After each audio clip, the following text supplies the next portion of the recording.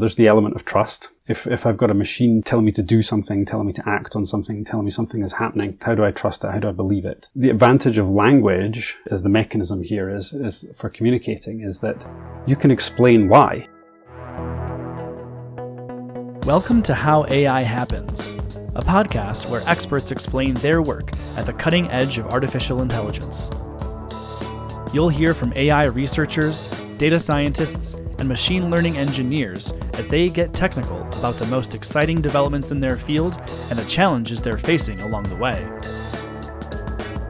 I'm your host, Rob Stevenson, and we're about to learn how AI happens.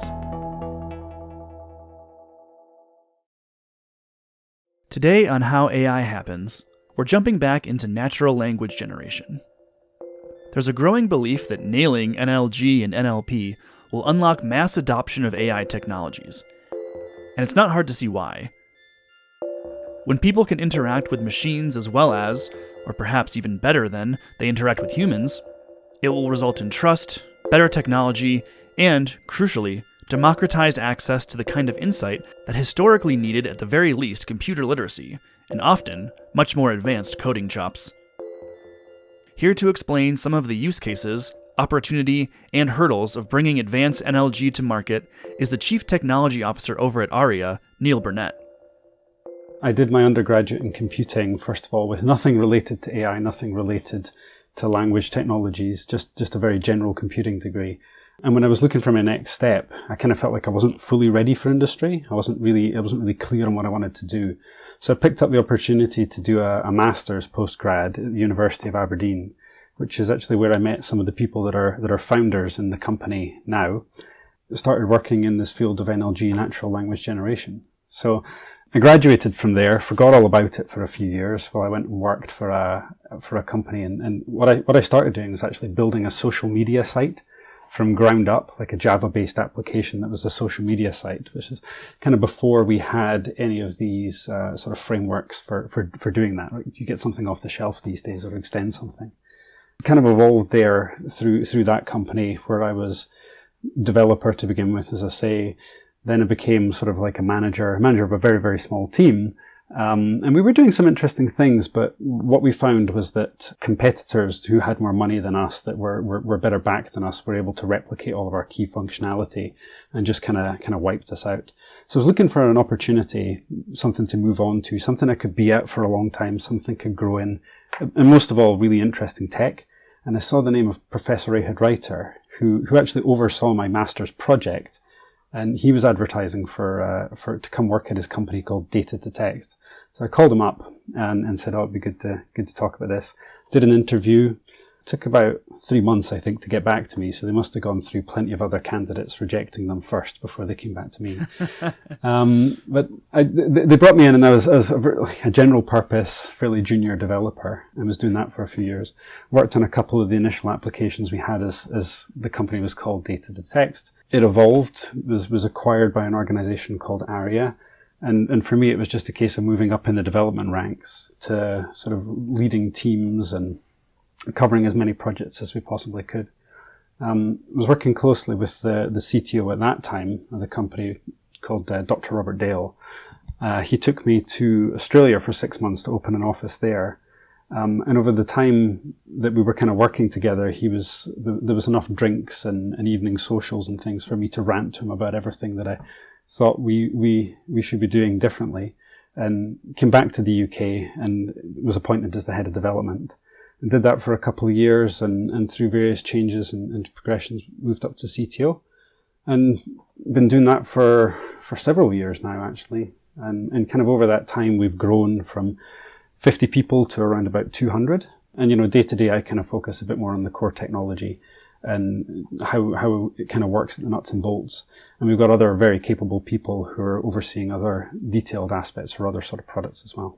I have to say, I've definitely, towards the end of a happy hour, told my boss what I really thought about a company, and it never resulted in me getting promoted. So you must have approached that with a tad more diplomacy and tact than me. But this is also an interesting part of your journey, how you've kind of, as you said, junior developer. Now you are kind of in the C level. I really want to get into the technology, but I am curious just about your career growth, because for folks out there who are working in AI, they're going to be forced with this decision to continue as an individual contributor working and developing these tools, or to grow into leading teams, managing teams, etc. So how did you kind of, one, chart that growth and like succeed in being able to have this chief technology officer position? And two, how did you think about whether that was the role you really wanted? It's sort of a natural progression to pick up more and more responsibility. That's a path for a lot of people who just want to move up through the ranks and become more and more senior, because with that goes recognition, control, and salary. But, it's not for everybody. There's often just getting more deeply involved in the technology, and we need people like that in the organization. It's essential to have people who just really want to know absolutely everything about technology and get incredibly deep into it. For me, it's more than just the technology, though that's kind of a key aspect to it. The three items that you normally focus on would be around people, process, and technology. And on the people side, I think, got a lot of thoughts there about management or working with people, and the idea that a manager can't really define the boundaries of the capabilities of the team, right? A manager or somebody who's a leader of the team needs to kind of appreciate that other perspectives are required and they won't always fit with your own.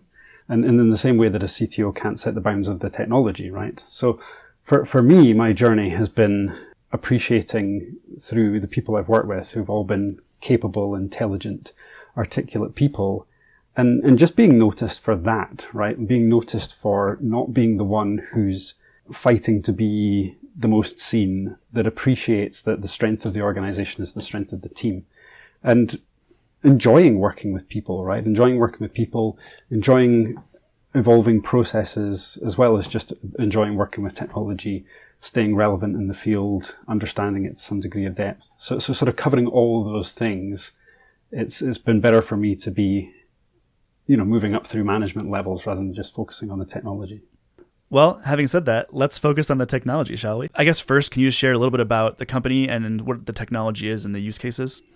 Yeah, sure. Yeah, so in the simplest form, Arria's technology is about turning data into text. But the text is really to allow communication that can be well understood by readers, by people that are being communicated with, right?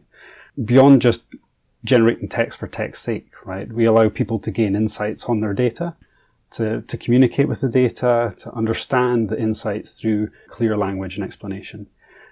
It brings benefits to organizations who use that technology in the form of cost saving, time saving, as well as through consistent understanding of critical insights, critical concepts, and that consistency that machine-based approach can bring. As Arria, we've worked on a fairly broad set of use cases and a broad set of verticals. In the early days, we worked on weather reporting, where we worked with an organization who had so much data that they couldn't manually generate enough weather forecasts. So a machine can do that in a very consistent way, that showers always means the same thing, that a chilly day means the same thing. There's weather in Scotland, where I'm based, right? We worked in oil and gas, where we were dealing with very, very large data sets and too much data for a human to process properly. So they were making decisions without knowing the full information, and we could support decision making. It was a key aspect. You can interact with our technology in terms of generating reports and automating reports, but you can also interact with our technology in the form of Q&A. So you can ask your question in a very natural human form and get a natural response back. And we're evolving our technology into the style of being able to create reports from Q&A, as well as building up from sections. There's this belief that more data is always better.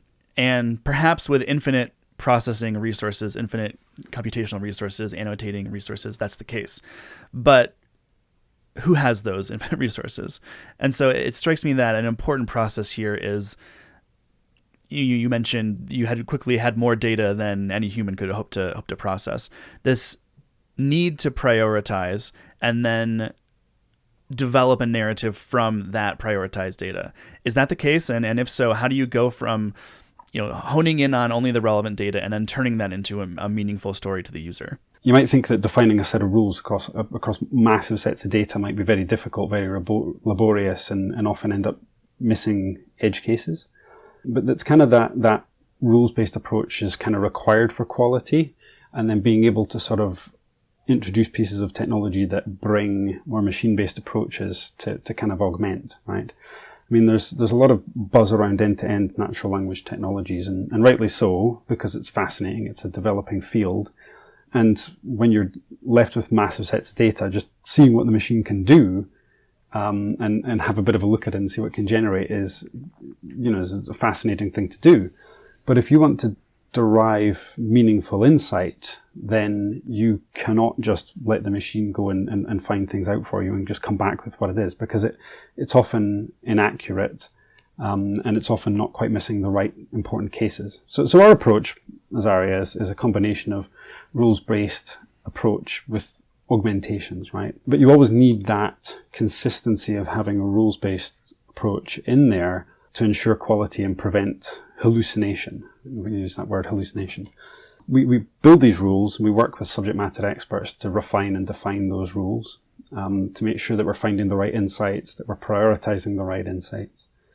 But then we're augmenting that with edits and suggestions that can be machine generated, that might not find their way into the final report. They're just sort of helping the author build a case, Could you give an example of one of those edits?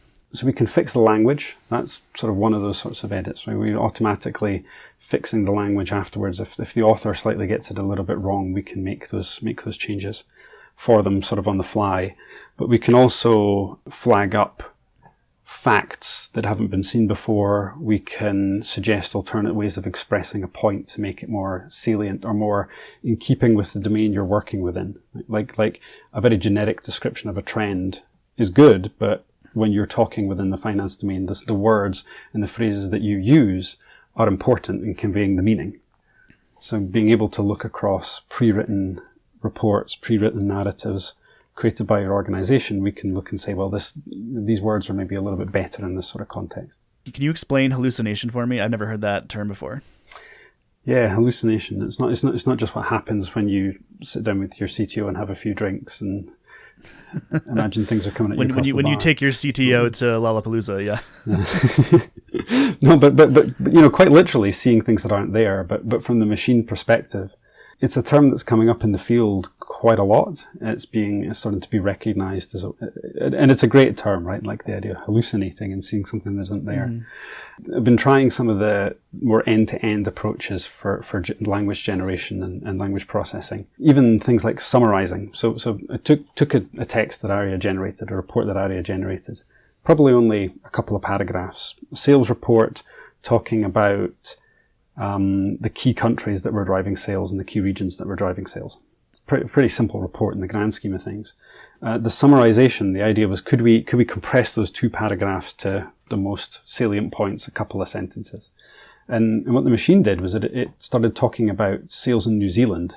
And New Zealand wasn't in the original text, and because the end-to-end doesn't even look at the data whatsoever, it was basically inventing New Zealand. It knew New Zealand was a country, and you were talking about countries, but it was stating as a fact that sales were increasing in New Zealand when sales are not even performed in New Zealand. We're not selling anything in New Zealand, right? So that's just a complete hallucination. It's coming up with a fact and speaking as if it's fact when it's not really. It's just something that's there, right? How does that happen? How do those cheeky Kiwis make their way into that report? It's interesting, isn't it? It must just be the frequency of which certain countries are put together. Like maybe our report was talking about Australia, or had Australia in there as a key driver of sales, and then they know that New Zealand goes along with Australia frequently and put those together. It's a really interesting thing because you only ever see the result. You don't sort of see see what's going on behind the scenes. You just kind of have to guess, but educated guess.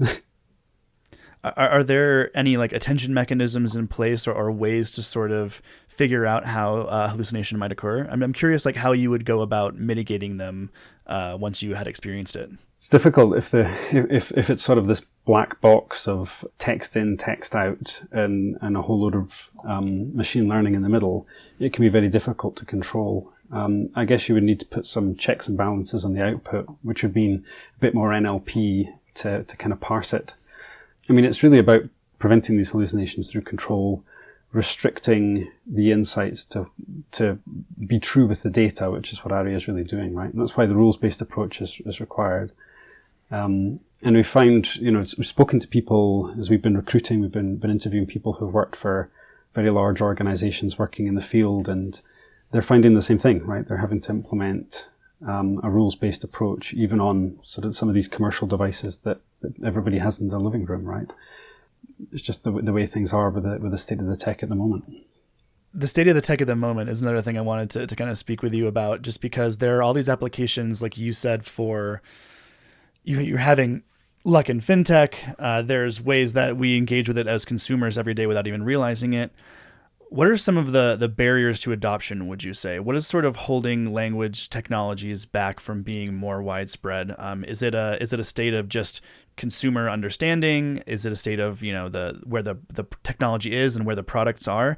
Yeah, I think this is a really good question, actually, because we've been on a bit of a journey as a company, and people had, the joke is they could never spell NLG in the early days, let alone know what it did.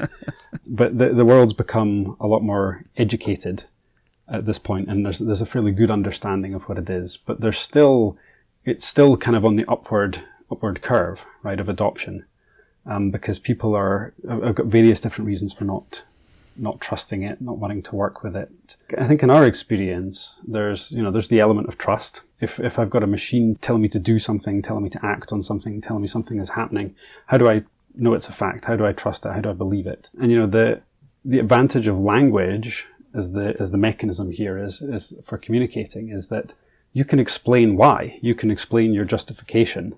This is happening because of this, or we've seen this in the data which backs up our point. And we've looked at ways of augmenting the text with click and go to a graph and things like that to sort of support our point. But you can be persuasive, and you can tell people. But people really need to sort of adopt that first use case to really see the trust. They really want to be able to see how the internals of the system works, which you can do with our technology, and then have that trust that the rules that are in place are going to give you the right results. One of the things that we see people commenting a lot is they want to use their own voice. They want to use their own company's voice and their own company's way of saying things. They want to be able to edit what's going on in the technology. They want to be able to edit the insights that are being generated, the way they're expressed. And that one is totally alleviated by better products. Allowing users to be able to control, users of different skill levels to be able to control, because I'm a developer, I've been doing it for 10 years, I can build an NLG system. But this company that's just picked up our technology loves what we can do out of the box, but wants to make modifications to the way things are phrased or the order in which things are reported upon, the way things are drilled down. We need to provide them with tooling and better products to have it work and speak the way they want it to work. And the naturalness and the persuasiveness of language is important for that. Language is kind of what people are most comfortable with, and it's how they communicate with each other. Sure, there's body language and things too. But if you can get language right, there's almost this, it almost feels like you're connecting at the point of being told something. You're building trust because you're communicating with language. If I view a graph, then it leaves to my own interpretation to some extent. So that it's fine, right? I can see a graph, I can take my picture away from it, I can tell my story. But going that extra mile with language technologies of being able to tell people in detail, they want that extra level of robustness, of trust in it, The one other thing that we found, it was an interesting one. We came up with we had an Alexa skill, and it allowed you to, I mentioned we could do Q&A with the data with our technology. So we had the voice interface, and we had a customer, and we said, here's an Alexa, put it on your desk table, and then when you go into meetings, you can start talking to it, and it can back you up in a meeting, in a sales meeting, or in a board meeting. And the feedback was that we don't want to put an Alexa on the desk in the meeting room, because anybody can walk into our unsecured meeting rooms and find out facts they didn't want to know. So there's always something that can turn up. But at the end of the day, I think if we, as commercial organizations, can be listening to what the world is telling us and how they'll feel more comfortable adopting, how they'll be able to handle more use cases, and listen to that and create better products that are going to address those concerns, then that's when this technology is going to become much more ubiquitous. Especially with language, the way people speak, we understand innately these rules. One example is, why can you have a great green hill and not a green great hill, right? It's like, it's just an order of words. It doesn't mean anything, but it does. Like if I said, oh, that's a green great hill behind you, you'd be like, Rob talks weird. And so there's this need with language and it ties in with what you were saying about trust, to meet people where they are with how they communicate and how they expect to be communicated with. Think of the way one speaks to a Siri or an Alexa versus how you search in Google, right? Like when I'm searching in Google, I don't type, can you please show me the directions to this gas station, right? I just go, gas station near me, right? But like if I was going to speak to a virtual assistant, an AI assistant, I would pose it as an actual human question. And so this level of comfortability feels to me, as you were saying, one of the last pieces where people can speak and engage with this technology the way they engage with everything else in their life. And then it doesn't become interruptive. Then it just becomes natural language, right?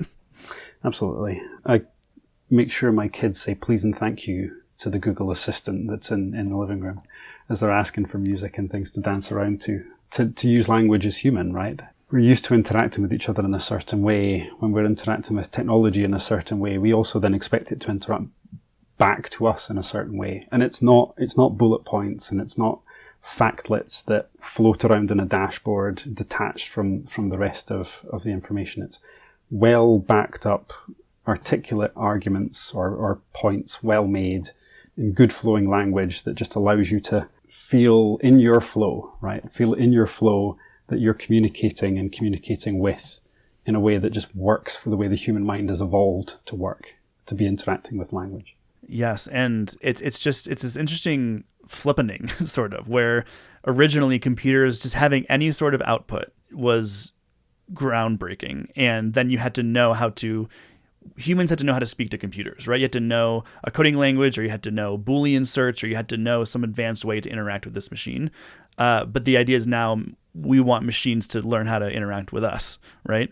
So how much of that has been part of generating the technology of what is the gap between how machines process information versus how humans process information, and finding the meeting point? It comes down to sort of a methodology or a process. The nuts and bolts level in the system, it comes down to that, because you listen and you understand, and then you analyze. And humans do that very, very quickly, not on large sets of data, but on past experience. But then you're sort of determining what your opinion is, or what you're going to say, and then you organize it into the best way of communicating, and then you speak it out articulately. And the technology is to replicate each of those levels in a way that is not as vague and susceptible to headaches and tiredness like humans are. It's interesting because you have to think about the way humans process information and articulate their point and replicate that in technology, because that's all those steps that you're performing without even necessarily knowing it are the steps that have to be in the technology to reach those to make those points articulately. Yes, absolutely. Well, Neil, we are creeping up on optimal podcast length here. Before I let you go, I'm going to put it on you to kind of tie a nice bow on this episode. I'm curious, when you think about just the field writ large, whether it's natural language processing or any sort of application of this technology, what truly excites you? What is kind of an inspiring outlet for this tech that just makes you excited to be a part of the industry? There's so I'll give you an answer. One about what interests me in sort of the language field, and then I'll give you another one about just my own pet interests. Because so within the language technology field, I mean, I was really interested by some of the work we started doing in sports, just because it feels like something that has mass adoption, and it has something that is very achievable with technology, to be reporting on summaries and key facts and highly personalized interaction for people, on a one-to-one between you and what's going on in your team. But overall for technology, I really feel like somebody, and I'm sure it's going to be us, is going to crack it so that most cases that you would want to interact with a computer in a data-based way, in a way based on data, is that somebody's going to crack it and handle most of those cases. It'll be in a brain, it'll be in an insight engine that people can use and interact with. And so our ambitions and the ambitions of the field are to handle more and more of human interactions with computer, and to make language get to the point that people are beyond dashboards and people are beyond looking at pictures and they're just working with language. So it's kind of what we exist to do, but it's just a really interesting thing in the field that we could change the way people interact with computers, people interact with technology, people interact with data. And then that all said, you mentioned self-driving cars. I was playing with the AWS Deep Racer, and I don't want Formula One or NASCAR to become fully autonomous because you need those humans in there. But just the idea that you can figure out, or AI can figure out the fastest way around a track, just like it was an interesting thing that they did to put that out there as a way of helping people understand and see how AI can work. I'm just now realizing we're going to have a moment with AI and Formula One or NASCAR that we had with like Gary Kasparov and Deep Blue, right? Like there'll be a point where machines are so good at driving that they won't be allowed to compete because it's just not interesting. Chess computers are better than the best chess player, like every single time, But so then it's just, okay, we admit that like computers are better, but the competitions we still watch are people. It'll be the same, right? Like a Formula One a self-driven car will smoke everybody, and then like, okay, congrats, you guys did it, but no, this is a human's game. Thank you very much. And it won't be interesting anymore, and people would stop watching. Exactly. They're already trying to take all the little things that help the human out of the mix, right?